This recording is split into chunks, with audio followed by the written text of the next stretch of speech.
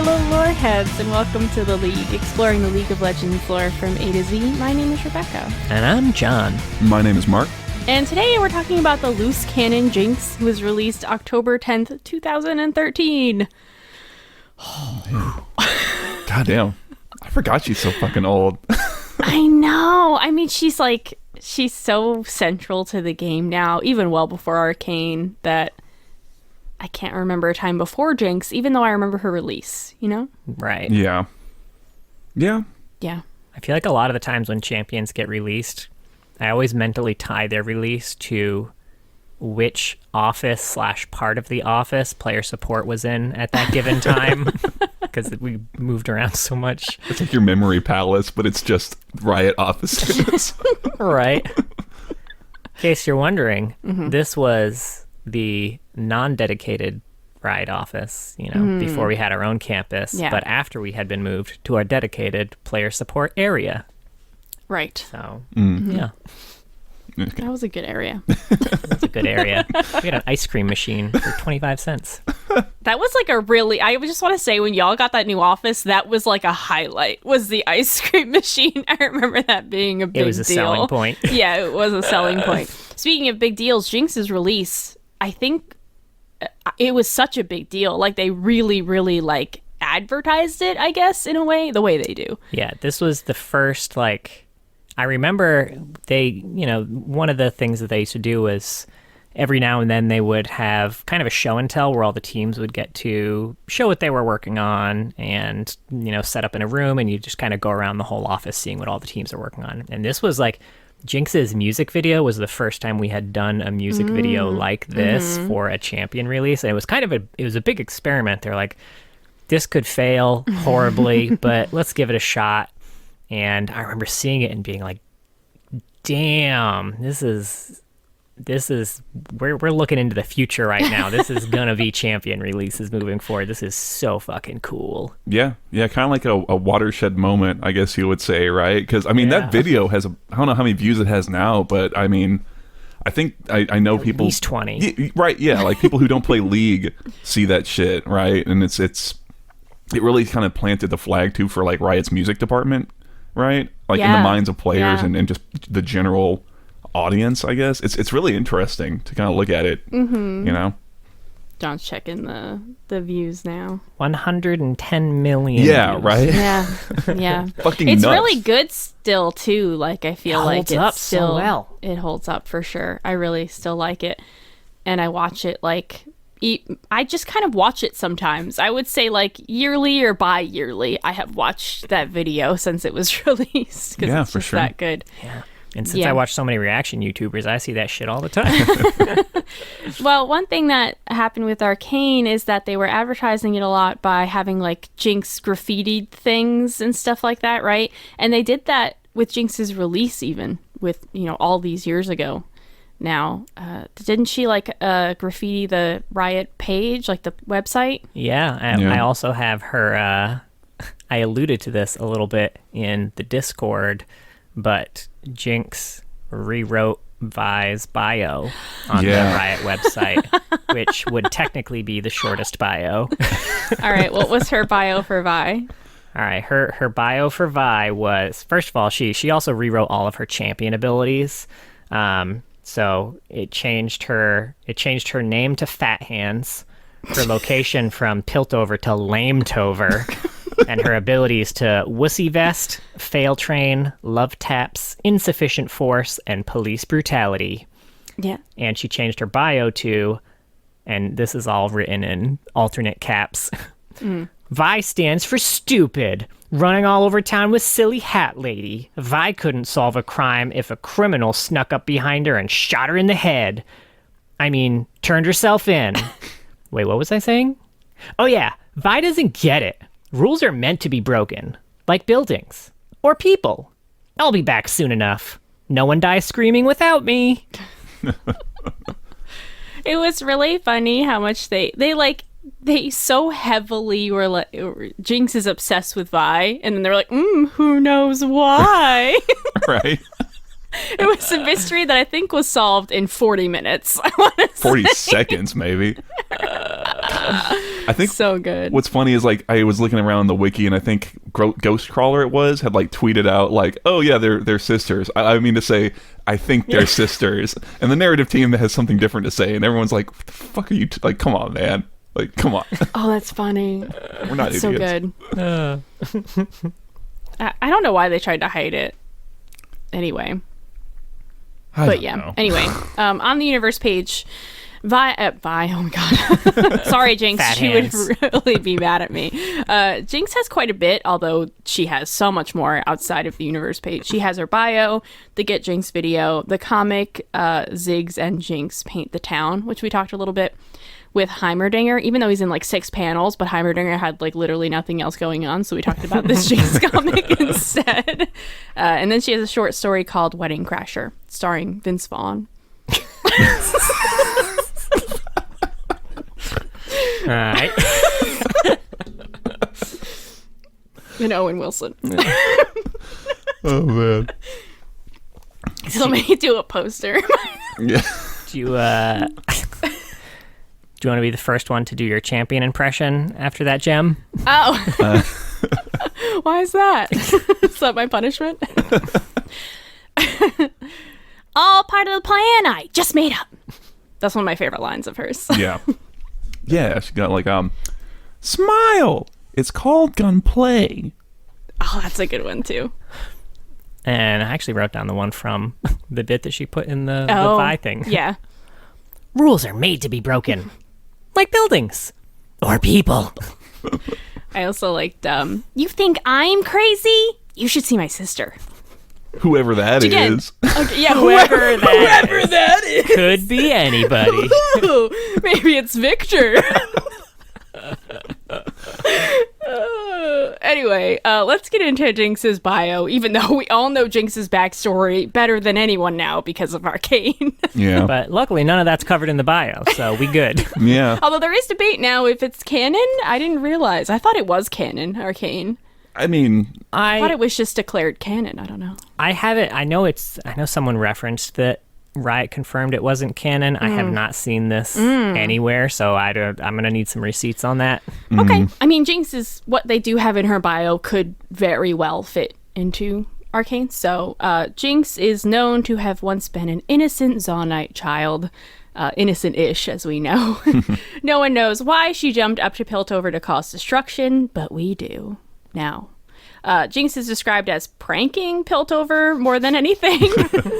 She just kind of wants Got you, bro. Yeah, she wants to bring the city to a halt. Really no mention of murder at all. She's like the Joker if the Joker was like a 10-year-old, kind of. yeah. Just if the Joker was a YouTuber. Oh, Yeah. God. If the Joker was a YouTube prank person. Blowing up the council Yeah. prank gone wrong. Gone violent. Let's won't make believe what slime happens today. next. Oh, that's great. Okay, so at first her pranks were blamed on chem punk gangs from Zaun, so Jinx started showing up on all her pranks so she can get the credit. Over time, she started to target Vi specifically, or Enforcer Vi, as they call her, which is really hard to read. I understand that she pairs up with Caitlyn, but I don't like thinking of her as an Enforcer officially, because that just seems so fucked up. But anyway, one day she paints some mean Vi graffiti, along with a note that she plans to rob the vaults. Vi and Caitlyn go to the vault the next day, the day of the planned heist, but Jinx has already been delivered there by sneaking into a crate that was just put inside the vault. So chaos ensues and Jinx gets away. Her bio just kind of ends with Jinx and her obsession with Vi being a mystery, which lasted, again, 40 seconds. I hope someday we find out what Right. this mysterious connection is between Jinx and Vi. Right? Yeah. I love that she's referred to as the Merry Mischief Maker. Okay. I really kind of genuinely hope that season 2 Arcane Jinx kind of becomes just like a prankster. Is that weird? no, I don't not at know. all. I think. Okay, go ahead. Oh, I was just gonna say I have a note about the this. central question we're gonna grapple with, especially with like all this, is like, can we reconcile Arcane Jinx with this Jinx? Because I think right now there's still a little bit of a gap that needs to be filled. Like maybe in when she's like messing around with Chuck, right? That's about the level that this Jinx is on.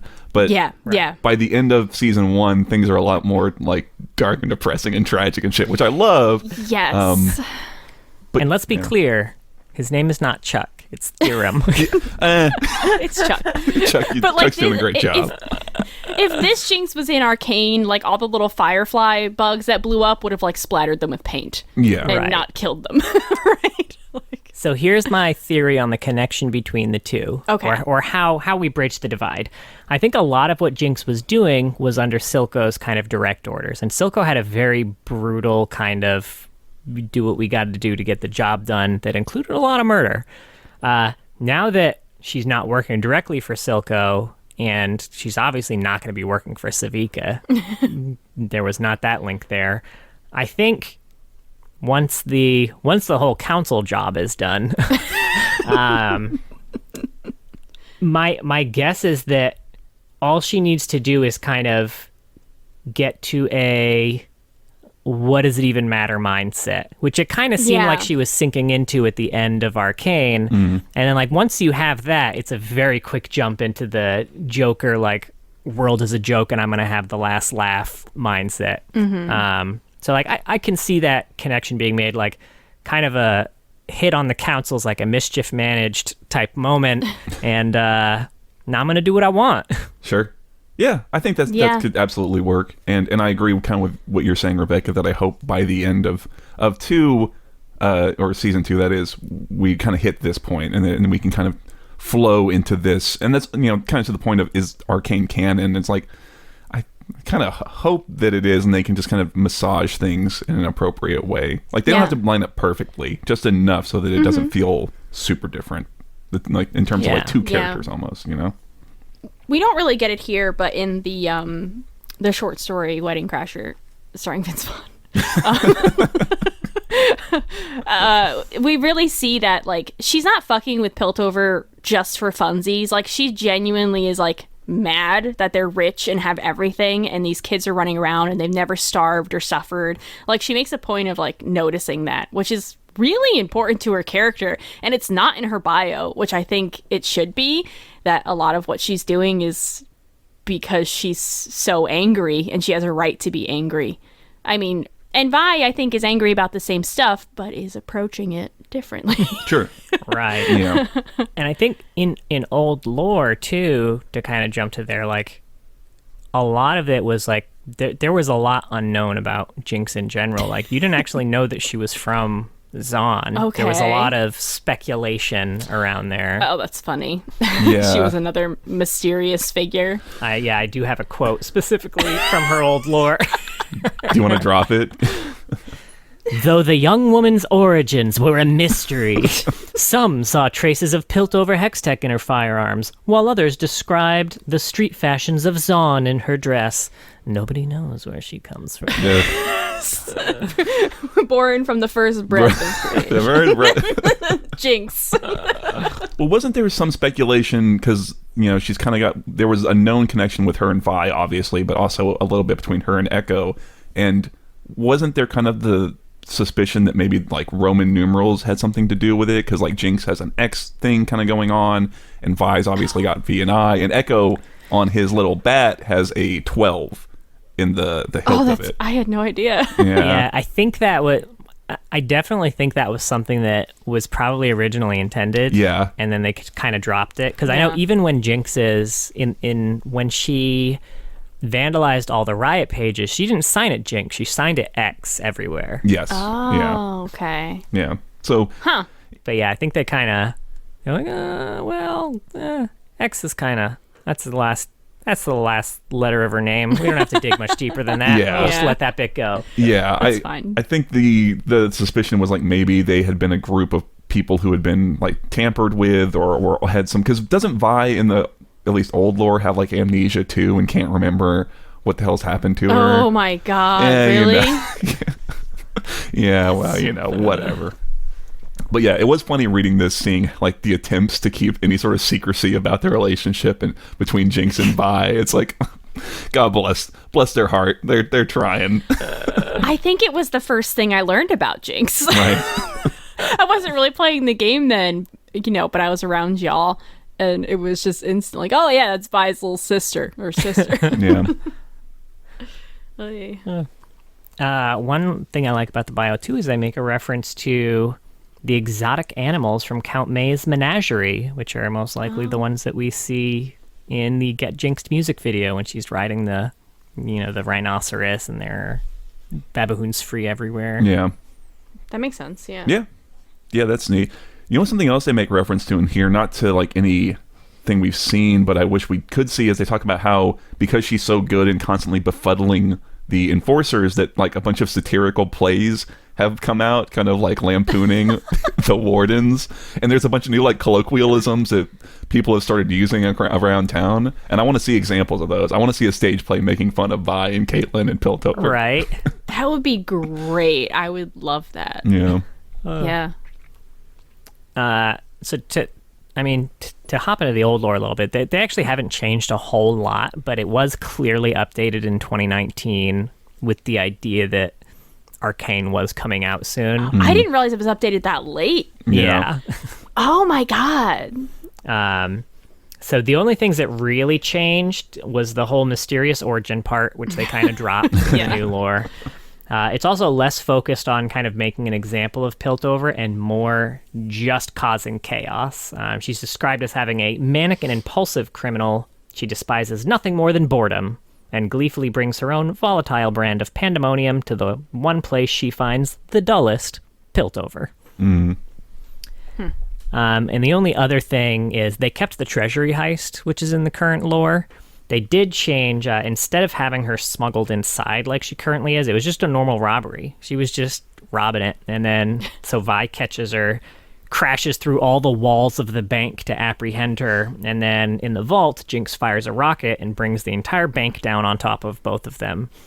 And then when Vi finally crawls out of the ruins, the battered enforcer finds no traces of Jinx. Adding insult to injury, not a single ounce of gold had been taken from the ruined vault. Instead, the criminal left a parting message to her favorite officer of the law, a challenge only now visible through the gaping opening in Piltover's skyline. The lights of the city spelled out a simple taunt. "You'll never catch me." As Vi read the message, she heard the distant laughter of her new nemesis, and the city plunged into utter darkness. Which may also be from the music video. Interesting. A scene where she's like turning around and then all the lights turn off as she's walking away. Oh yeah, interesting. Huh. I don't know. I kind of like that, the idea of her not stealing anything and doing a big showy thing. That's kind of fun. That would be fun to keep. That, yeah. And I know in both of them they mentioned that she had drawn a picture of Vi in the vault. I have a picture of that picture. It's not that bad, actually. It's very Scott Pilgrim. It is very Scott Pilgrim. We'll post it on Twitter in the Discord, but it's very cute. What was the name she called her? Fat Hands. Hands. It was. Oh yeah. I forget. Yeah. That was the one colloquialism example they gave. Oh, right? Pretty in Pink, I think, was it? Pretty in Pink. Yeah. Which doesn't really strike as a colloquial, like. How do you use that in a sentence? I was thinking that as I read it. I was like, I want to hear more, because that one wasn't great. Yeah. Try again. Yeah. Maybe it's hard to think of them. I do like, there's a line in here about where they don't, I think it's before they kind of realize that it's actually Jinx doing all this stuff, and they kind of like dismiss these rumors of this Zaunite with a rocket launcher and a minigun. It's like, after all, how could a lowly street punk possibly obtain such lethal ordnance? It's kind of funny in light of Arcane. Yeah. But, Yeah. So who wants to hop into Wedding Crashers? Just Crashers. See? It's Wedding Crasher. It's the Wedding Crasher. Thank you. The Wedding Crasher. Written by Graham McNeil. Yeah. He did the bio, too. I saw he got credited on the wiki anyway. Oh, okay. Yeah. I can do it. I have the notes for it. So, Jinx has disguised herself as a petticoated Pilty, and she is crashing a rich count's daughter's wedding. And so she's amongst all the well-to-do guests, and she's just kind of meandering and causing little bits of mischief, like, taking champagne flutes and spilling it on the guests, and then setting them down in front of people to be stepped on, and belching out notes to a song that she's kind of writing in her head, and just kind of generally, being a little chaotic. and she goes over to this lavish buffet. And like you said, Rebecca, there's kind of little moments in her head where she's thinking about how, she's surrounded by children who never once had to worry about anything, and enough food on this buffet to feed 100 Vaughn families for a month, right? And she takes out a punch ladle and scoops out a hole of the cake and crams 3 grenades in it. Drops a grenade in the punch bowl, puts 2 in other dishes, 1 in a bowl of soup, and uses the last to replace the apple in a suckling pig. And there's like wardens who are kind of like keeping an eye on the place, and they sort of realize what's happening, and she then kind of drops her disguise, hops up onto the table and shoots the pig grenade, and it kind of kickstarts a food fight type reaction. So people are just getting pelted with like searing hot soup and bits of pork and things like that. And she manages to escape. It talks about her getting away on a vehicle known as a ring runner, which I think is that like the thing that we see in like the Enemy music video. It sounds kind of like it. If there's any description of a vehicle that matches that, it has to be ring runner. I don't remember that vehicle. I was picturing like this... Echo and Vi or Echo and Jinx were driving by the enforcers, and Echo flips them off in the music video. It basically just looks like a circle that they're sitting in the middle of and driving. Oh, I was thinking like a cyclone from Borderlands. It's exactly 3. like that, yeah. Oh, interesting. I've not played 3 Yeah, they yet. have little vehicles like that. Cool, I gotta play that. They're cool. But, yeah, they're fun. They're real zippy. Yeah. They are zippy. Yeah. Don't have great handling, but... Maybe you don't. I don't either. But that's it. That's the end of it. She gets away, off into the night. Party to die for. Yeah, I liked this, actually, like more than I thought I was going to. I mean, this is pretty common, is we just see like a little bit of what a champion does that they described in the bio, but like I said, we get more about why Jinx hates Piltover in this, and I think it's really important. Right. Yeah, there's a couple things. Like, Mark, you mentioned the whole, Jinx skipped merrily over every bright square as she made her way to a table heaped with enough food to feed 100 families in Vaughn for a month.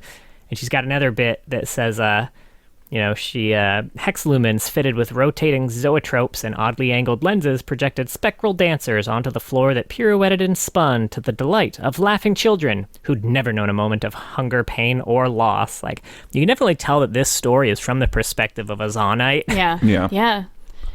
It reminded me a lot of the Hunger Games when Katniss first gets to the Capitol, and people are like, she starved her whole life, and people are eating so much and then making themselves throw up so they can eat more. That's kind of what it reminded me of. Yeah, exactly. Interesting. I think my only complaint with this story is that you hear a lot of the voice within Jinx's head, which is good. She doesn't have a lot of direct quotes, and a lot of her direct quotes are just direct in-game quotes of hers. Yes. The first time I heard it, I was like, oh, cool, okay, yeah, I like her quote. And then the second time, I was like, oh, okay, it's a little much now. It was like seeing Imagine Dragons in Arcane. You were like, all right. It immediately overstayed its welcome. Yeah, I would agree with that for sure. Which is a shame, because I really like this story apart from that. Like you said, it carries her voice pretty well. It's nice to have those little snippets of like maybe the kind of core of anger to her, because it also, there's a lot of just like, oh, these people are fucking boring. Like, she just wants to talk about like shaking them awake and things like that. And, oh, this is fucking dull, and it's nice to have it kind of dip in and out of that. And in general, I think that the way it's describing this party, I could picture it super well in my head. Really good job of just putting the setting together so you can kind of picture what she's doing through all of it. And I thought that was a lot of fun. Yeah. And I think Graham McNeil's from the stories we've read of him, he's pretty good at that. That seems to be like a specialty of his. He's very good at that universe building type, bringing you to the spot writing. Yeah, but I found it wasn't like overloaded or heavy. It's pretty quick. It's like a quick story for sure. Yeah. And I've definitely been to parties like that. Have you ever been to like this like self-indulgent, boring party where you're like, I am not with my people right now? And just like Jinx, I immediately gravitate towards the buffet table. Exactly, me too. I do that at any party, though, I'm going to be honest. I did like the quote that started it that made me like, oh, nice, she said it, was when she said, sorry, I accidentally did that on purpose, which not only is an in-game quote, but is also an Arcane quote when she blew up that building with all the enforcers in it. Oh, yeah. Man, damn. I remember that. They really like that line. They really like that line for her. I set this building on fire accidentally on purpose. Oh, yeah. Damn, son. Nice. Oh. Now, I have her, I've got a few of her launch stuff here, too. Mm-hmm. So she's also in Mayhem Everywhere You Look, which is her launch, I guess, like mini page or mini site that they set up for her. It's basically just a journal entry from Vi describing Jinx and her crimes. It has a few gems in it, including, no one knows who she is or where she came from. And then your mother. She came from your the old mother. baby maker. Another quote from Vi here. It doesn't matter what she wants. I don't care what her sob story is. I'm going to put her away for a long, long time. And before I do, I promise you I'm going to wipe that stupid grin off her face, which seems surprisingly callous given that she now knows what the sob story is. Well, I don't think they're keeping this in. Yeah, no. It doesn't sound like Vi at all. Yeah. We also see a wanted poster with her list of crimes on it, including murder, unprovoked assault, disturbing the peace, public indecency, murder again, unauthorized property recoloration, unflattering impersonation of an officer, reckless explosive detonation, destruction of the peace, really petty larceny, exorbitant weapon size, some more murders, inciting mass hysteria, making fun of the peace, aggravated jaywalking, and forging official wanted posters. that's pretty good. So they do say that she commits murder, I guess, in the League lore. Yeah, but it's like rarely like detached. It's like, you can assume Yeah. she put like 7 grenades in a buffet. Someone probably died, right? But but that's not the point. I was wondering. I was like, is jaywalking going to be the last thing? And I was glad that it wasn't. The wanted, the forging wanted poster thing's a nice little capper That's on good. that. Yeah, nice little cherry on top. Yeah, yeah. And then she had her X was here bit. She also, she shows up in the Bombs a Tribute short story by Abigail Harvey, which is a Ziggs short story. Basically, this was just a story where Ziggs is trying to adjust to life in Zon by finding something great to blow up. And Jinx told him that Zon was full of whiz-bang potential. So he's looking for that whiz-bang potential. And then when he does actually find an explosives factory to blow up, there are a bunch of punks nearby that are kind of laughing at him. Aww. And he basically, he warns them to get away. He's like, oh no, you should get out of here. This is about to explode. And they laugh at him. And he briefly debates letting them stick around and just get blown up by the building, which he says that's what Jinx would do. But then he also thinks to himself, oh yeah, Jinx is a psychopath, and saves them. I didn't realize they paired up Jinx and Ziggs twice. Yeah. I mean, I guess it makes sense if Ziggs... I never knew where Ziggs was from, but if he's in that area, it makes sense that they would have a kinship. Yeah. Like... I think it's a really fun pairing. You know what would be fun is if in like season 2 of Arcane they kind of dropped the other foot on the whole Yordles being like a persecuted thing, and then have Ziggs with Jinx could be a really good way of kind of tempering her, because he's, even in the comic they kind of treat, he's like the closest thing to a conscience that she has, so maybe pairing them up, like I think it's just a fun pairing, and then trying to use that to kind of temper her a bit could be a fun thing to do too. Like he's someone who would also be kind of broken and cast down into Zon, maybe has to hide, but not in the way that Silco is, kind of turn her towards a slightly less murderous path. I don't know. Yeah, because he understands her love of blowing things up, but also maybe make sure that the building's empty. Yeah. That's kind of where he's at. Yeah. And the last bit of story she's in, and this is Arcane specific, was the Council Archives. Okay, right. You went through all these, yeah. Right. And the last week of the Council Archives unlocked a bunch of... It was basically a journal that Jinx had kept. It seems from the point before she was taken by Silco to after the point she was taken by Silco. So there's a few pages there. No, it's a fun little supplement thing. I like this the most of the, because they have them for like Caitlyn and Jace and I think Vi too. And this is the only one that I really liked, because this one's like, I don't know. It's doing something a little more different than just like, oh, here's some documents to have like, you know, little personal missives or something. Everything. It's a nice little get in her head type thing. So that's I think that's all. Is that all we got for Those are the short stories. We've got Yeah. the Paint the Town comic. We've talked about that quite a bit already. This is the one We did skip the Jinx part specifically because we were like, there's too much to talk about. Let's talk about the Heimer part. We said we were going to skip the Jinx part specifically. We 100% did not. Yeah. That's true. But I have more. Okay, that's fine. Sure. Yeah. This is written by Anthony Birch, Right. who's the writer of Borderlands 2, which we did talk about. It's why it's so funny. Again, if you didn't listen to the Heimer episode, if you've never read this, it's genuinely really funny. That's very good. Yeah. It's fucking great. The quick synopsis is just Ziggs and Heimer running a business in Piltover. Ziggs is Heimer's mentee, and Heimer has invented glamours to disguise themselves so they don't scare the Piltovans. And then one day, Ziggs runs away and meets Jinx. They are kindred spirits and have a great night of blowing stuff up, until Jinx wants to blow up a building full of people, and Ziggs tries to stop her. He mostly succeeds. He stalls until the people are out, and then she blows it up, but it breaks his glamour, and the wardens try to arrest her and Ziggs. Ziggs sees Heimer in the crowd, tries to get him to vouch for him, but he's like, nah, I don't know who that is. And then Jinx escapes with Ziggs to Zahn, where they live happily ever after. Yeah, relatively. Yeah. Some interesting notes about Jinx in this one. Jinx can see through the Yordle glamour. Yeah. Yeah, right away. Yeah. It's interesting. I don't know if, I mean, who knows what's going to happen. They never revisit it. Yeah. Yeah. I don't know if it's just because she's crazy or just because they're kindred spirits or whatever. Mostly it's just because it's fun. It's more fun to have her just be like, oh, I got everything I need. Fuzzy little thing over there watching me. Check, everything. So. I honestly hope that they don't. They just take out the glamour thing. I know we thought it could be interesting to work it in Arcane somehow, but I think they can keep the persecution without including the glamour. The Yeah, glamour might look a little silly. I don't like the idea that Yordles are all hidden, because it seems like everyone knows who they are anyway, and Yeah. I don't understand it.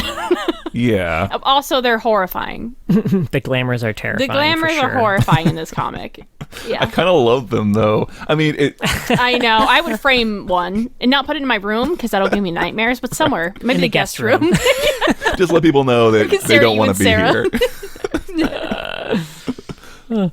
So when Jinx first sees Ziggs, she assumes that he is her conscience, Yeah. and she doesn't know what to do with him. So she says, "So, tiny consciences, how should I deal with big conscience?" And then the little devil Ziggs on her shoulder says, "Blow him up. Nothing stops this party." And then the angel conscience says, "Blarg, burf, I eat farts." And she says, "You both make good points. This will take a lot of soul searching and mom aboard. Let's blow up my sense of morality." I love the mama board line. I want that on a shirt. Jinx starts firing at Ziggs after that, and then he starts throwing bombs back at her rockets until one of the rockets explodes against one of the bombs, and they're both blown back. And she responds, "Whew, was it good for you too?" Yeah, she's got a real saucy look on her face too when she asks him. Yeah. And so she tries to sell Ziggs on a night of blowing up shit, which he's very down for. And we find out that the first place she wants to blow up is kind of like a pastry shop, basically. And he's like, "Why there?" How dare you? It's like, "I've sworn vengeance on the owner because he wouldn't serve me unless I put on a top." And Ziggs was like, "Why weren't you wearing a top?" She's like, "Because I was about to eat cake." And then afterwards, when she's going to blow up the Enforcer headquarters, Ziggs is all like, "We're going to let him evacuate first, right?" And then Jinx says out loud, Jinx raises her eyebrow. Suggestively? And she's not super happy about having to evacuate. She's like, "I thought you were fun." He's like, "I am fun. I just blow up buildings, not people." To which she responds, "People are just tiny buildings made out of blood." I love that line. That might be my favorite little moment in this whole thing. I don't know.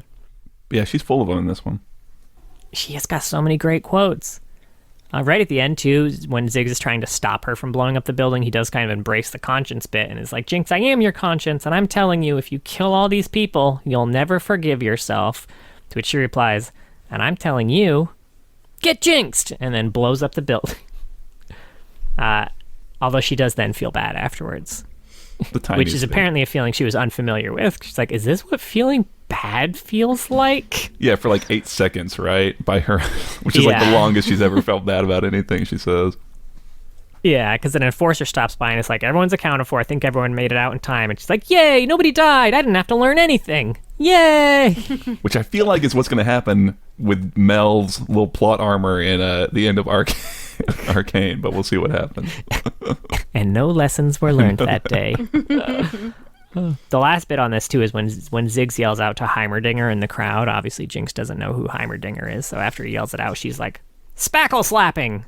Are we doing nonsense words? This is fun. It reminded me so much of Elf. Oh, yeah. Very Elf vibe.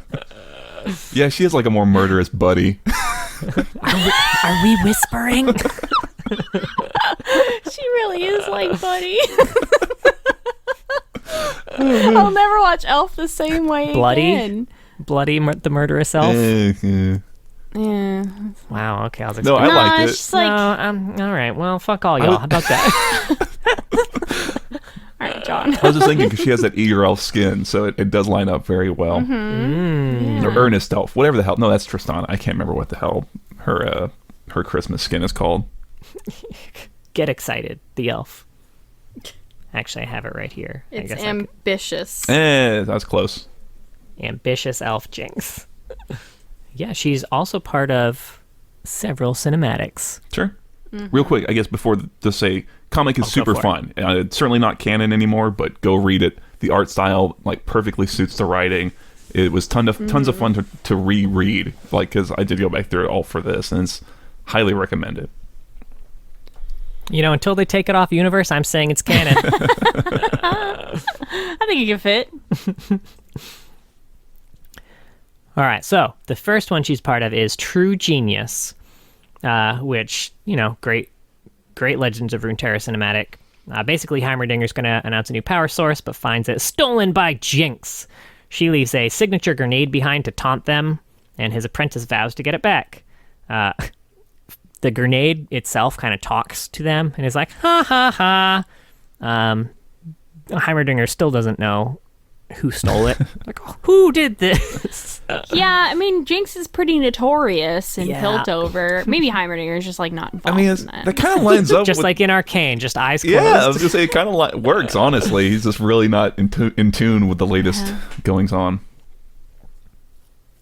So Jinx tries to enhance her weapon with the new power source using duct tape and an oversized wrench she apparently has on her at all times. And then she names this new weapon Mr. Sparkles.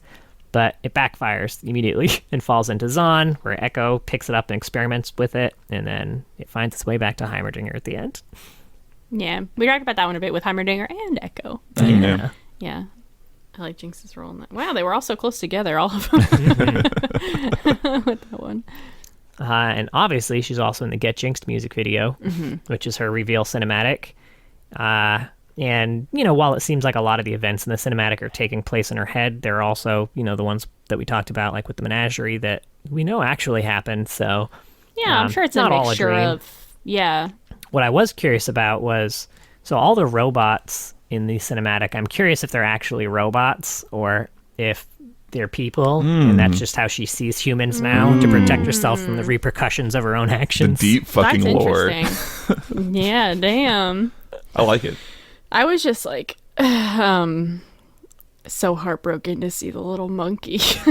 Yeah, man. Arcane. Oh, man, what a hell of a thing to like pull like back into being a serious image, I guess, you know? Because it's not like because that doesn't show up like in her gameplay or in her like in game or in League really at all, right? That's only ever been associated through that, or you know, that one card she's got in Legends of Runeterra, pretty much, and that's about it. So yeah.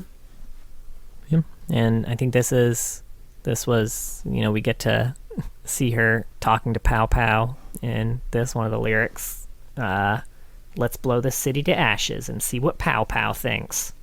It's such pathetic neatness, but not for long, because you'll get jinxed. I remember the first time I heard this, I thought she was saying, and see what Papa thinks, and I thought her dad was a really important part. Yeah. I remember thinking that Which exact I guess too.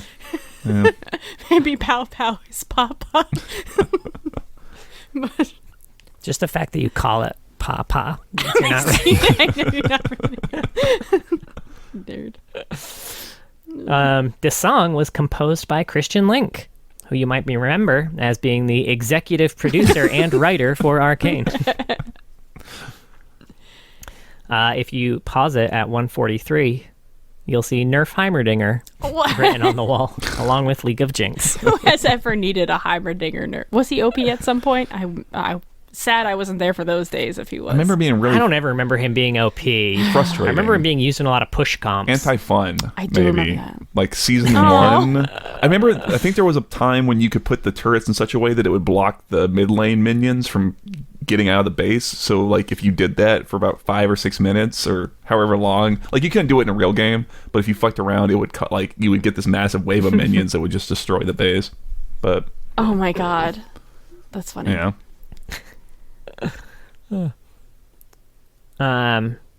Yeah, that's all I had for this one. Yeah. She's also, again, tied to Academy in the Enemy music video, which, for the record, this music video was the ultimate bait and switch, because we all thought that we were getting clips taken directly from the TV show, and we were like, oh man, I can't believe they're not really spoiling anything, but it's weird that we're getting to see clips early. I don't know if I like that. And then they were all fake fucking clips. I They know. just animated brand new shit for this music video. I almost didn't watch it because I almost like turned it off halfway through and I was like, wait, I don't want these spoilers. Yeah. It's wild. It really is. It's very impressive. Well done. It does give us a good view of everyone's personalities through Arcane. Like, we get to see Powder looking up to Vi a lot, Milo leaving her behind, Vi teaching the younger ones how to fight, animosity towards the enforcers, brutality of the Undercity. We even kind of get the sneak preview of Vi punching Powder and getting arrested, though told in a very, very different way. Can we get a Pie Vi skin though? Pie punching Vouder. Now tell me what Vouder looks like, John. I'm going to need the artists to figure that one out. I imagine, all right, in my head, it's like 2 bowls of chowder getting married, and they're like exchanging vows. One's got like the veil on. Wow. That was a real New England answer. I picked up some chowder. They're committing themselves to each other. You can't have a wedding without chowder. Can't have pie without chowder, you know. Pie and chowder. Oh god. Disgusting. It's as American as apple vi. Yeah. Okay. I like the swapping in this music video between Powder and Jinx throughout. There's like a lot of different points where, you know, it'll be of Powder, but she'll just kind of like turn into Jinx for like a split second, or like you'll see them in screen together. And I thought those were like really powerful. That was really cool. Yeah. Powderful. Powderful. Or chowderful. Whatever. You're always feeling chowderful. God. No, I agree with you. What's your favorite kind of chowder? Oh man. You know, despite being from New England, fucking hate clam chowder. Clam chowder. No Gross. good. I like it. Don't like it. Yeah. No, we're not fish people. That's fair. Not like Nami. Not like that guy, Anyway. the fish guy in the music video, Jericho or whatever his name is. Hey. Oh shit! The fishmonger. Yes. We're swinging it back around. Hey. We got to get back on track somehow. This song, like the show remake of this song, is I think like it's kind of just a better version of this song. Yeah, I do like the opening theme better than like the song itself. It is missing the sweet JID breakdown in the middle, which, you know, if you've only heard the show theme, like JID does this like super percussive, syncopated, like polyrhythm rap breakdown in the middle. Said a lot of words there. It's I know what some cool. of those suffixes, prefixes mean. You hear you hear a lot of rappers talking about like finding the pocket, and I think like when you hear a lot of the I guess critiques of like Soyeon from G-Idol, one of the things that people praise about her so much is that she like finds the pocket no matter how weird the fucking rhythm she's rapping over is. And I feel like JID in this just like finds the pocket and then it's like, hey, I'm gonna build my own pocket now. Feel free to drop out if you can't hang. And that's why the music drops out. Yeah, I know exactly what you mean. Sure. And if you're curious for a more in-depth breakdown, if you look up the YouTuber Knox Hill, he does a really good breakdown of this whole rap segment in the middle, and it's very good because he obviously knows way more about rap than I do. Sure. Last thing, this whole song is 2 chords. If you learn how to play a G and an F sharp, you can now play Enemy. I can play one of those. I'm halfway there. I think you could learn the other ones. Oh, man. She is also in You Really Got Me, which It's is the a good Wild one. Rift cinematic. Yeah. It is a very fun cinematic. This is basically Jinx just going around recruiting people to fight with her in Wild Rift. It's got a sweet soundtrack. It's got You Really Got Me now and some, Does it? the music video named after the song, oddly enough. And you get like a great Jinx chaotic energy in this video. We actually don't see her fight much. Most of the fighting is centered on everyone else in the music video. Jinx is mostly the recruitment. We just see her like shooting in like a huge circle around herself with a minigun at the end, much like she does in Arcane all the time. Yeah. I remember it felt so weird to hear like such a famous song in a League of Legends Yeah. video. Wild. Yeah. These were the before times, Right. before Sting was writing music for Arcane. Maybe he was working on it by then. I don't know. Yeah, maybe. All right, here's John's stretch. Okay, well, I mean, we've got He's gonna pull a muscle in a second. So she might be in the seconds video. I won't say this is confirmed because it's not, but there is not on Echo's mural, but to the left and right of it, there is a blue-haired girl and a pink-haired girl. So maybe that's her. I didn't see the pink. Can I see it again, honey? You have it paused right there. Who's the pink? That is not. I'm trying. That is not. I can't see pink They're hair both. at all. They're both. So, if you've seen his mural, he gets pretty good at drawing for the mural.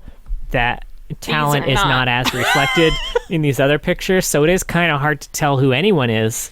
The Jinx one does. The one on the left does look like Jinx. The one on the right looks like he tried to paint Jinx, and then he was like, "Oh, this isn't good." So then he tried again. I'm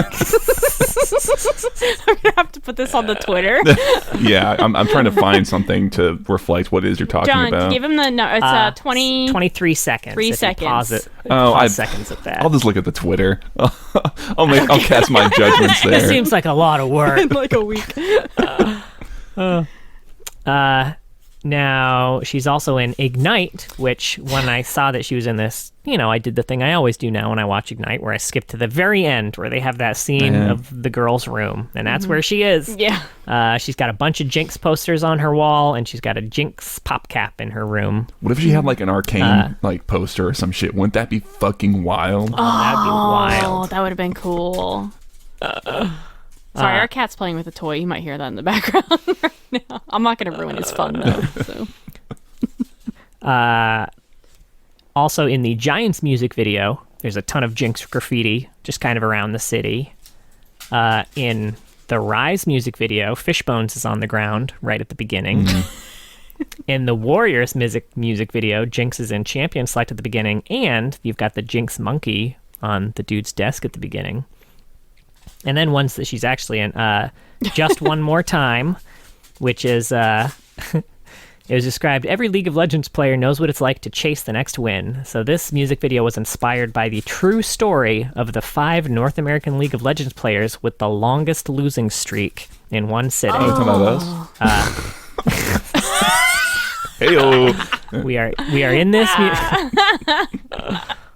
but the ADC in this music video plays Jinx a lot, and it's kind of animated, so you can see like, their champions they're playing. She's also in Spooky Jinx. Sometimes your worst nightmare has a nightmare. Just ask KP. Oh, I forgot. This follows streamer KP as she, and it's the most unrealistic cinematic yet. It has Jinx 1v1ing a Kane and winning. Oh, okay. That's wonderful. Maybe if KP was playing her, though. I'm literally wearing a KP hoodie right now, She by the is. way. So I had forgotten about this video. But yeah, Riot made a few videos dedicated to streamers. They're pretty short. They're all within like a minute or two. Yeah, but I like how shorter even. they picked streamers who were like pretty well known, but not like they didn't have to be like the top 5 most viewed streamers. You know, the ones who already get tens of thousands of viewers. Yeah. Yeah, like the streamers who aren't also pro players. Yes. Like, Yeah. Yeah. Or Tyler One. yeah. And then the last one is Unstoppable, which is inspired by the true story of Doublelift, Team Liquid AD Carry and 5-time North American LCS champion. And this one, again, has Jinx 1v1ing a Yasuo, not buying it. But then it also has, like we mentioned the other time, Lucian dashing into Victor and getting one shot, which was great. Hey. Classic Doublelift moments. So mean. I had no idea about this Just One More video, I don't think. Oh, yeah. I think I've seen it. I didn't realize. It has them keep losing, and then everyone in the room just holds up their finger like, one more, and then they keep playing and losing some more. It really is just us. I didn't realize it was based on a group of people who actually had the longest, like, 5-person lose streak. Do you know how long Right? it was? I'll have to go look it I'll up. have to look that up. That's nuts. That's really funny. Yeah, and then we've got some, let's see, in terms of other appearances in comics, too, she's in the Fireside Frightener, which we talked about a little bit, where Darius, Draven, Jinx, Vi, Tristana, and Lucian all sync up to tell scary stories around a campfire. And this is the, Are You Afraid of the Dark, essentially parody. I can't believe this Midnight exists. Club. And it's nowhere, like, on the universe page. Like, it's not in anyone's, like, champion stuff. Yeah. Right, because it's, it's an AU, basically, or it was like it was one of those sanctioned content creator type things. But it's basically just Darius telling the tale of a battle between Karthus and Fiddlesticks before Jinx interrupts with a, then unicorn rainbows erupt from the ground, shaking off the dirt, they charge into battle, to make the story more interesting. But she gets shushed, but then she starts hearing noises around the camp. Everyone tells her to cut the BS because she, they just think that she's messing with them. But then Lucian hears it too, and then right before the conclusion of the story where we find out who won the fight, Surprise Party Fiddlesticks pops out and interrupts the party. And finally, and most importantly, in the Harmonies comic, Seraphine has a Star Guardian poster on her wall with Jinx on it. So does anyone have any favorite Jinx quotes? I think the one I gave is one that I like a lot. The smile is called gunplay. Yeah. Yeah, she made me laugh, like, the first time that I, like, played her and I heard all her quotes. I like her belts one. Oh, yeah. Very, like, Final Fantasy. Her what? I'm wearing lots of belts For no reason at all. I like that her laugh continues. Just, you don't have to, like, re-spam the laugh. It will just Yeah. play. That was fun. Yeah. Good touch. She has a special quote when she survives a Caitlyn ult. Oh, neat. She's like, that really hurt my feelings. Also, I feel like her Star Guardian, she actually, she has a lot of quotes, but not compared to a lot of like the new champion. She was coming in right at the threshold of them starting to add a bunch of quotes to champion. So she's kind of like in the middle. She doesn't have just a few. She doesn't have nearly as many as the new champions do. But her Star Guardian skin does actually have a lot of those quotes. I never play that skin. Maybe I should start playing it. Me neither. Because she's got so many good ones. Yeah. So let's see. So what's your favorite part about being a Star Guardian? And then her little pet squeaks. She's like, now, Shiro. First Star doesn't like the word slaughter. And then when you start the match with her, she's like, slogan, catchphrase, tagline. She also has quotes to specific AUs. So if you taunt like someone from the Mecha AU, like, I'm a mech. I am programmed to lose. And Project, like, Project? Ha! More like reject.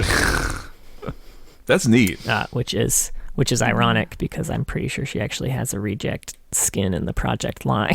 Nice. And then to avoid Born, is everything in the void this ugly?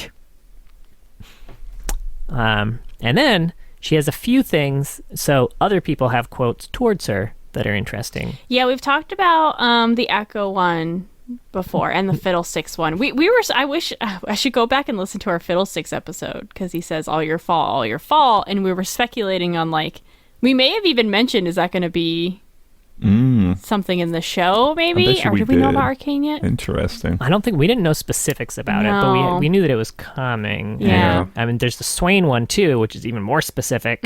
Faces fading in the flames. It was all her fault. Interesting. And then obviously the Warwick one, you were there and let me forget, which you know. We've got our theories about Warwick. And then there's that quote that Vi has towards her. Just kidding. Vi has no quotes towards Jinx. Vi came out before Jinx came out and never got any additional quotes when Jinx came out. So there's not a single quote from Vi towards Jinx. Oh, I also do like when Jinx sings Vi's song. She's such a loser, always ready to cry. Cha-cha-cha-cha. That's great. Yeah. Yeah. All right, are we going to dive into AUs in a second? I'm sorry, Mark. Go ahead. No, I was just going to say that the voice actress Sarah Ann Williams does a really good job with her. Yeah, I think she was a great. I mean, you can tell definitely that there was a lot of inspiration from her original voice acting in current Jinx, and she gave a lot of really great base to build on. So yeah, absolutely. Yeah. Thumbs up. All All right, y'all ready for some AUs? Launch me in. Yes. All right. First, we got Crime City Nightmare. In a city where drink is cheap and life is cheaper, eldritch horrors lurk in the shadows, preying upon mankind's greed and envy. Backroom black markets have given rise to elixirs, a valuable magical export whose production spells money and influence should any gang find a way to corner the market. Vying for control with the help of twisted, unearthly terrors, enforcers, mob bosses, and cronies alike invite unknowable corruption in for a chance at true power. So this used to have a different name, yes? Yes, it did. Okay. This used to... Was it just like Gangster? It didn't actually have a different name specifically. I'm pretty sure it was still Crime City, but it used to just be they did rename a bunch of the champions. It used to be a 1920s like New York style criminal underworld type of universe. Yeah, because you could see Misfortune in here, and that didn't used to be called. It used to be Crime Mafia City. Misfortune. Mafia Misfortune. Yeah. And they used to be Mafia Graves. They renamed both of those for sensitivity reasons. Yes. And this was all part of the 2020 rework this year of the whole Crime City AU. So, yeah, all of this Eldritch stuff, brand new. So this one is Crime City Jinx. Known by state police as La Principessa, Jinx is an unhinged hitwoman with loose ties to the Graves crime family. Sent into rival businesses as a figurative time bomb, the slightest offense will trigger one of her jubilant rampages with body counts as high as the ceiling. I was just going to say, have they done anything to like this skin and like the Graves skin to kind of incorporate the nightmare eldritch part of it, or is that just like they just kind of grandfathered them in? I think they got grandfathered in. I don't remember seeing anything that was specific to that. Yeah, because even what you just said doesn't that's just like you said, just 1920s gangster stuff, right? Yeah. Interesting. All right. It's also part of Lunar Revel, which is set around the mythos and festivals of Ionia's Lunar Revel and real-world Asian Lunar New Year. And all of the champion skins were inspired by these regions' cultures. And this encompasses the general Lunar Revel skin line, Firecracker, Mecha Kingdoms, and Warring Kingdoms. And this one is Firecracker Jinx. Never one to turn down an imaginary challenge, Jinx has constructed a number of Lunar Revel weapons, including a 7-foot-long rocket shaped like an angry dragon. She'll tell you it's a fun firecracker for parties. It's not. Damn, 7 feet long. Shit. I guess she's writing it in the splash, right? Yeah. She is, yeah. All right, now the longest one, maybe? One of the 2 longest ones for sure. Oh, God. This one does have the most, supporting material.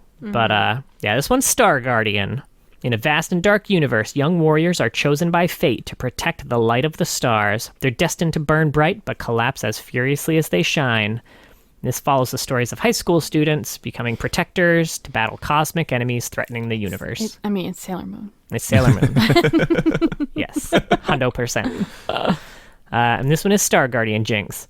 Much to the annoyance of her team, Jinx is an impulsive and sometimes cynical Star Guardian who loves a good glittery explosion. However, when the fighting starts, Jinx will throw herself into the battle to protect others, especially her childhood friend Lux.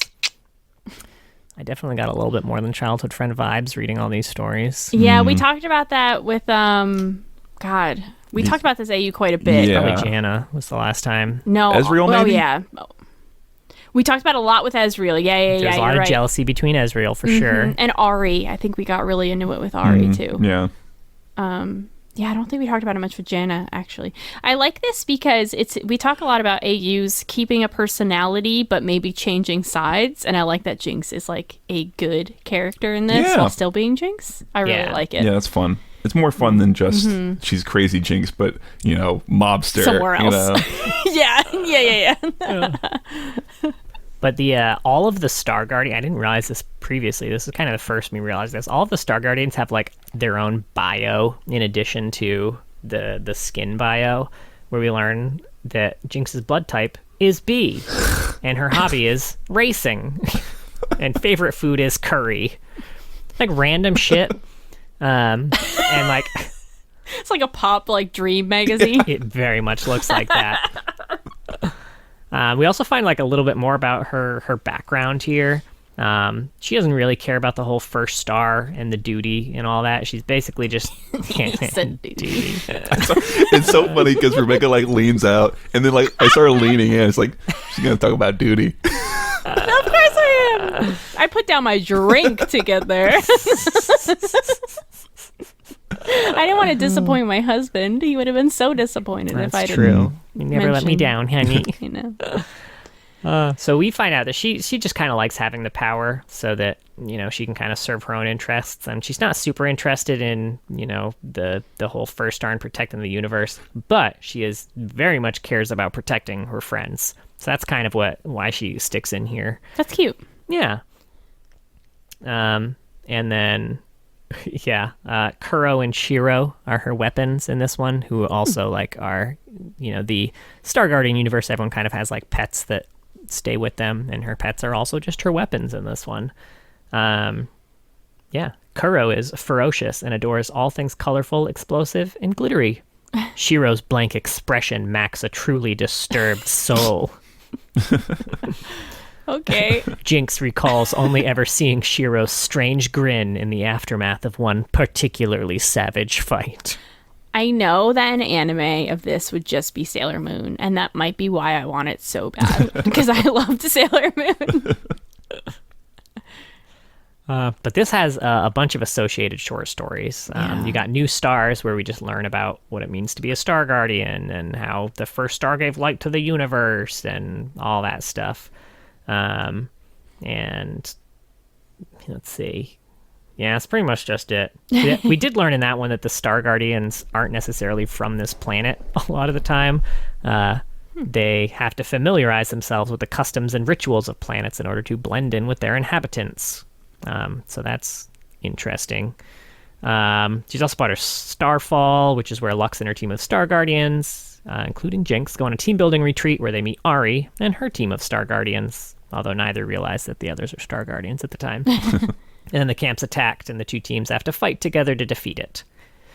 And then she's part of Slumber Party, where Lux kind of plans a mandatory Star Guardian meeting, and then Lulu didn't realize that she meant her team, so she invites Ari's team too, so they show up and have a slumber party. Jinx shows up late because that's just how she do. She's too cool to be on time. Way too cool. Things are tense, but finally they lighten up and become friends, and this story kind of has the specific romantic tension that I was reading into here between Jinx and Lux, and jealousy at Ezreal there. We also find out that Jinx's nicknames for her group are Luxy Poo, Wind Chimes, and Shortstop, and Loops sometimes. Who is Shortstop? That is Poppy. Oh, I forgot Poppy had a Star Guardian. I was not Yeah. even imagining Poppy being there. I think Loops is Lulu. Yeah, I was going to say Lulu. Then but who's then, Wind yeah. Chime? Janna. Oh, Janna. Janna. Duh. Loops. And the last short story is the Twilight Star, where the Star Guardians are playing at a playground where they're attacked by Zoe. She attacks with bubbles. Jinx almost gets hit, but Luck shields her. And then Janna blows the bubbles away because they're bubbles and she's wind. I mean, it's not like it's a mist, you know? Yeah, you can't blow away mist with wind. What are you, crazy? Gotta shit on the ruination. Gotta get one in, you know. Yeah. They managed to fight Zoe back, though, and succeed. And then she's also in the music video that they put out for the Star Guardian cinematic 2, where they're all fighting Baron, and then Jinx comes and saves the day at the last minute. Yeah, she's kind of integral in that one, now that I think about it. Yeah, they were gonna get wiped. Now, Wow, I didn't realize Odyssey had such a lush story behind it. yeah, so Odyssey's the next one she's a part of. I like this one. Oh, yeah. The Great Demoxian Empire has laid claim to almost every inhabited system, ignoring the objections of the ancient Templar Order and the criminal syndicate alike, in pursuit of the wondrous bounty of Aura.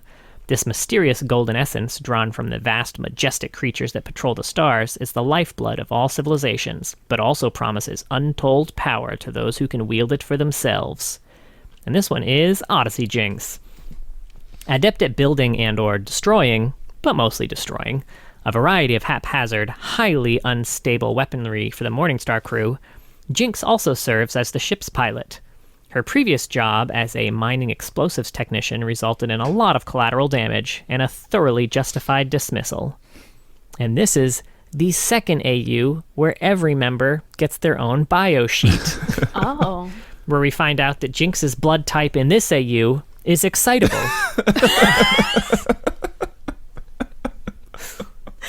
That's what I'm going to say my blood type is from that whenever a doctor asks. Oh, it's excitable. Her hobbies include brushes with certain death. Her best buddy is Malphite. Aw. And her weird secret crush is Ordinal Cain. I know, right? It's how she wrote that in. Oh, man. Yeah, so we basically, it's unsure why Yasuo hired her. There's rumors of a 48-hour-long bender in the formerly undestroyed Spinward quadrant of the Ludum Nebula, and the two have been staunch allies ever since. She enjoys crash landing on hostile worlds, and And words. accidentally obliterating moons with the Morningstar's main cannon. And she's definitely not obsessed with Ordinal Cain, who is actively attempting to kill the entire crew. You know, we all have, like, crushes that we're, like, a little ashamed of, you know?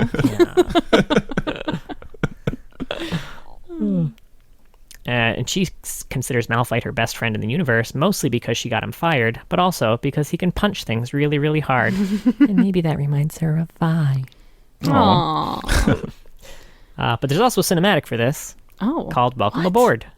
I think you've seen this one. I have? Surely. Yeah, this is Jinx's recruitment pitch to get Sona excited to join the crew of the Morningstar, which the whole thing is taped over a video of Malphite's birthday party. Yeah. This does not sound familiar at Oh, all. really? to me. Yeah. We see Malphite building a model ship in a bottle, but accidentally messes up and crushes the table instead. Oh. We see Yasuo reading a saucy book, Ooh. which is The Storm and the Saber, which has a picture of Rogue Admiral Garen and Bilgewater Katarina on the cover. And the group also sings karaoke, and you can see in the background there's a Star Guardian kind of background to the song they're singing. So they're probably singing some Star Guardian music. So is this kind of like Guardians of the Galaxy? 100% Yes. Guardians of the Galaxy. It took me a second. I was like, am I reaching? But the more you talk, Yeah. I would watch this one too. Yeah, this this would be one would fun. be good. Yeah. And they're also being hunted by Cain the whole time, who Jinx thinks is super cool.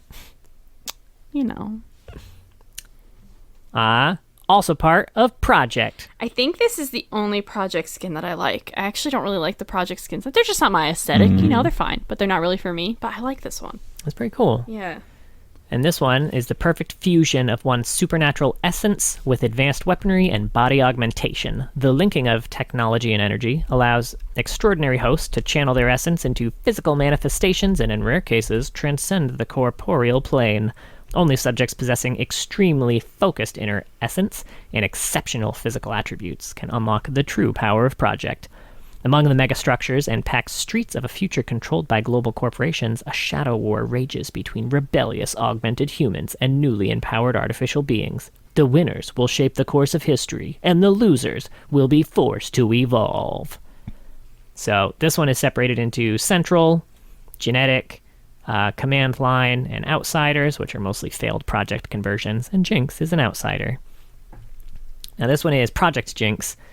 Jinx volunteered for project conversion, never expecting that a critical power failure would scramble her memory core, leaving her a psychopath driven by the manic voices in her head. Seemingly obsessed with destruction for its own sake, she's begun to show signs of something far more sinister than mere memory fragmentation, the cold, calculating influence of program. And it is implied in this AU that Jinx is slowly being taken over and controlled by Program Lysandra. Ooh, interesting. Mm-hmm. And there is a short cinematic for this one called Outsiders, where we see all the Outsiders having just destroyed a bunch of Project robots standing outside the Project headquarters, presumably looking for revenge. I don't remember that one. Yeah, check that one out. It was pretty short. Yeah. It was unspectacular, because there was a few pretty cool Project cinematics. This one seemed more teasery than the badass Zed Lucian fight. Yeah. Now she's part of Zombies vs. Slayers. This one came out of nowhere, I felt like. I always forget about this one. Yeah. And this one was Zombie Slayer Jinx. When a mutagenic virus turned the world into an undead purgatory, no one was more excited than Jinx. No laws, no civilization, not even a thin veneer of polite society had survived. Just a numberless horde of slime-vomiting bullet sponges and all the ammo she can forage. It's paradise. Very Left 4 Dead. It is very Left 4 Dead. Mm-hmm. I think a bunch of skins have now since been kind of thrown into this AU that weren't part of it. Oh, really? Like Brand, I assume. Like Zombie Rise and Zombie Brand. Mm-hmm. And we got Snowdown Showdown, which is, just their holiday skin line. This one is Ambitious Elf Jinx. A master toy maker and inventor, Jinx believes she could one day become the greatest Santa anyone has ever seen. Other elves worry her creations could be classified as weapons, but sometimes that's the price of true ambition. And this one has that short cinematic, Be Your Own Santa, where Santa's missing and they're looking for a replacement. Oh, right. Yeah. And Jinx applies, but she's too naughty. In the background of this, if you zoom in, there's a bunch of, there's a shelf full of the little monkeys. No. Huh. Little symbol monkeys. And the last thing she's a part of is Heartbreakers. Set in a world where romance dominates, each of the... Romance! I wrote romantice, which surely was wrong. Romantice. Each of the champions wears romantically themed attire. And this is Heartseeker Jinx. Love is a battlefield, and Jinx comes prepared. Armed with her beloved companion Fishbones, she's ready to break hearts. And bones. But if she likes you enough, she's prepared to play nice. Maybe. Probably not. Cute. Yeah.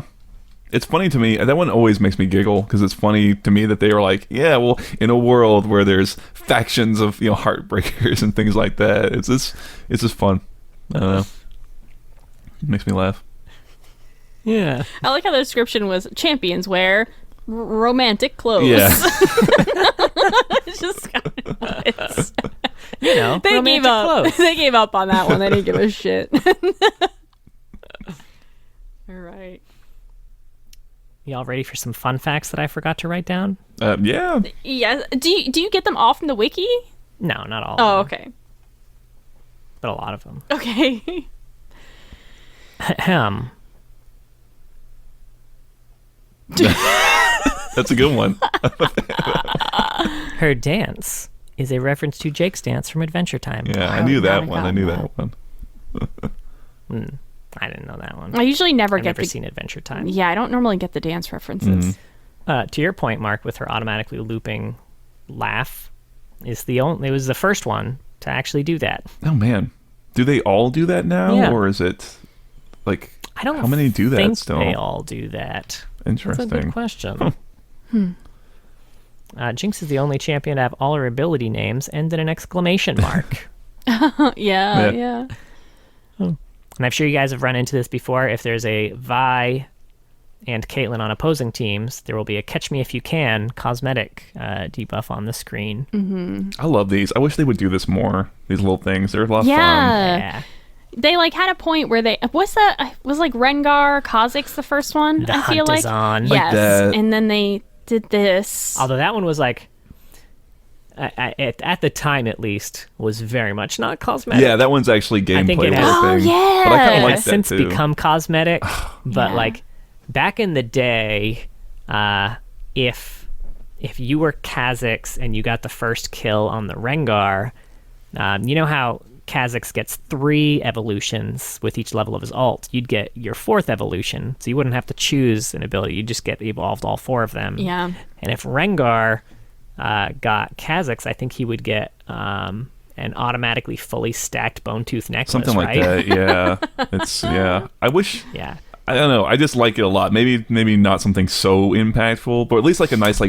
visual something or other would be a lot of fun. Yeah, that would be cool. Yeah. I wait with bated breath. He's like skipping through the facts to see what he likes. Jinx is voiced by Sarah Ann Williams Yeah, in Mark League said of that Legends already. and Legends of Runeterra, Oh, okay. but Ella Purnell in Arcane. And young Jinx is voiced by Mia Sinclair Janess. Good jobs all around. Yeah, the Japanese voice actor actually plays her in Arcane too. Oh, that's neat. neat. Yeah, Sumire Uesaka. That's cool. John didn't do any whistling for her. We don't have any of those. I didn't do any whistling. fact. You could just lie and just say you did. Yeah. There were 9 hours of Jinx whistling that got deleted.